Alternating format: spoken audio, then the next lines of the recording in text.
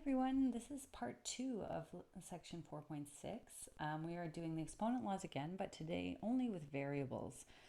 Or there's going to be some numbers, but we're going to be including variables in our examples today. So I'm not going to review the laws as in depth as the last lesson. If you need to see the laws a little bit or explained a little bit more, go back to lesson 5, part 1. But here I'm just going to highlight the 3 laws again and remind you of what they are. And I'm going to use the same colors as I did in the last lesson too. So when I'm multiplying, I add. When I'm dividing two numbers with the same base, I subtract the exponents.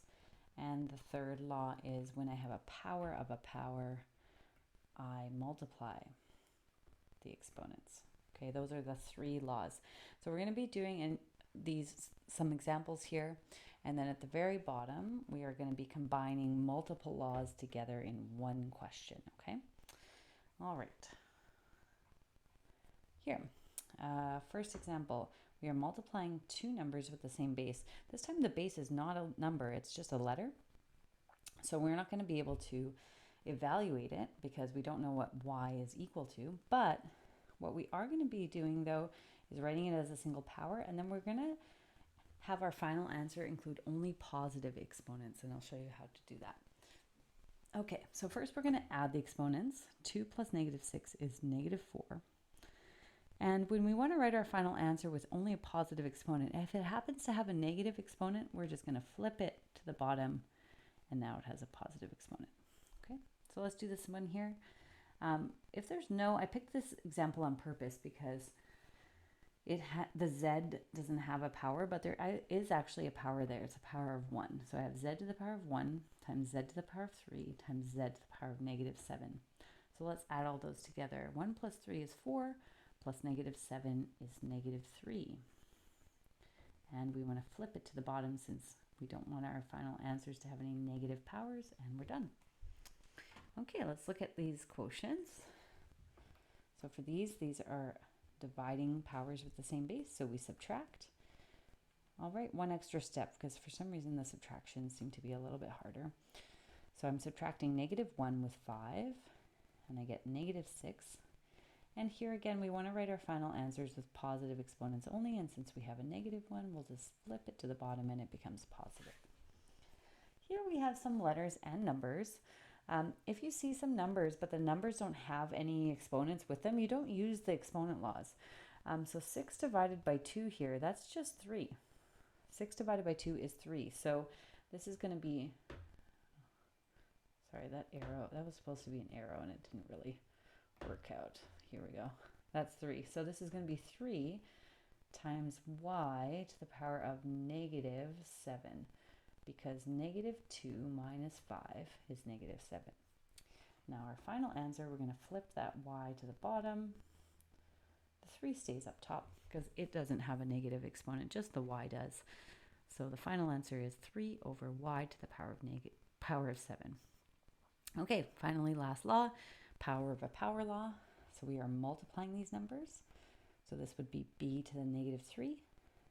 6 times -1/2 is -3, and we flip it to the bottom because it's negative. This is a good example here. What these brackets mean is that this 3 needs to be applied to every single thing that's in that bracket. So we're going to multiply the -1 with the 3 and the 2 with the 3. So let's see how that looks. It'd be x to the -3 times y to the power of 6. And then only this one needs to be flipped, so it becomes y to the 6 over x to the 3. Okay.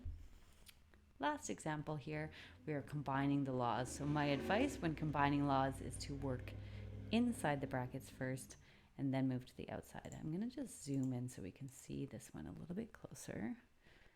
Okay, so first thing I'm going to do is work inside these brackets and do the quotient law, the division law. So we're going to be subtracting those. So 0 into the brackets, and we'll do the subtracting law. So we're going to do here law number 2. I'm going to highlight it in the same color. Okay, so we'll have x to the 4, because 3 minus -1 is 4. and y to the 5. So I've subtracted those two powers. Okay, now there's nothing left to do inside the brackets. So now I'm going to apply this -3. So this is going to be a power of a power law, and we're going to multiply those. So this is law number 3 now. And notice I cannot combine x and y together because those are different bases. So I have to leave them separate. So this will be x to the 12 times y to the -15. And finally, we just write everything with positive exponents. So anything that has a negative exponent at the very end can be flipped to the bottom. One mistake students sometimes make is they start flipping things at the beginning whenever they see negative signs. I wouldn't recommend to do that because you'll end up flipping things more than you need to, and it can cause some confusion, and it's easy to make mistakes that way. So I tell students just flip at the very last step. Anything that's negative, flip it to the bottom and you're done. Okay, let's do this question. This is one that's often students mess up a little bit.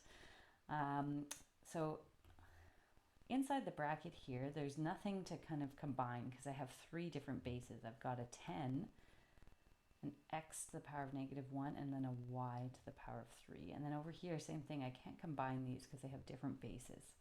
So what I'm going to do is start with law number 3, and I am going to multiply all the exponents. So one mistake students often make is they don't apply the power of 2 to every single thing in the brackets. They only apply it to the y, or they only apply it to the x and y, and they don't apply it to the 10. So you need to apply it to every single thing.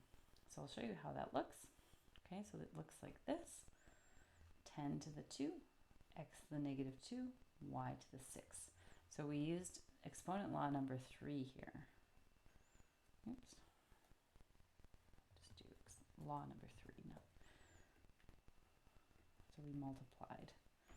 The 10 even does get a power of 2, okay? And then here we'll have 2 to the power of 3. Anything in the bracket, the 3 needs to be applied to it. And then x to the power of 6.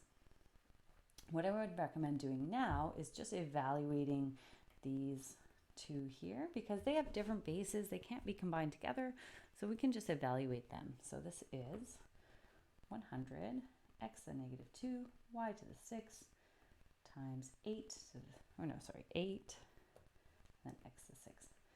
Let's rearrange this and write it in a different order. When we're multiplying a whole bunch of things together, you feel free to do that. It doesn't actually affect the final answer, but what it does do is make it a little bit easier to see how we're going to combine some of these powers together. So these 2 numbers, I'm going to multiply them together. It'll make 800.